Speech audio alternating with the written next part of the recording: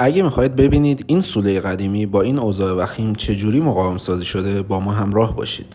اولین مرحله از کار ما طراحی طبق آیین‌نامه مربوطه بود. در مرحله اول اجرا اطراف ستون‌ها تخریب و خاکبرداری شد تا شرایط برای شناسایی و تعویض قسمت‌های آسیب دیده مهیا بشه.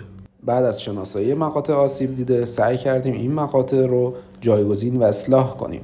بعد از ساب زدن ستون‌ها و اجرای ضد زنگ نوبت به تقویت ستون‌ها با استفاده از ناودونی میرسه که قبل از اون باید در اندازه‌های مناسب تهیه بشه. با توجه به نقشه‌های اجرایی محل دقیق سوراخ‌ها اطراف بیس پلیت حفر میشه و بعد از پاکسازی سوراخ‌ها و آماده سازی میلیردها با استفاده از چسب کاشت میلیردها را در محل مناسب تعبیه میکنیم. جهت اطمینان از صحت انجام کار باید از چسب کاشت میلیردمون تست گرفته بشه. بعد از اون نوبت به اجرای خاموت‌ها و سنجاقی‌ها میرسه تا در نهایت شبکه آرماتور بندی تکمیل و آماده قالب بندی بشه. بعد از این میریم سراغ بتون ریزی و سعی میکنیم در این مرحله ویبره زدن و پرداخت بتون رو به درستی انجام بدیم. در مرحله آخر قالب‌ها رو برمی‌داریم و عملیات کیورینگ رو تا روز آخر ادامه میدیم.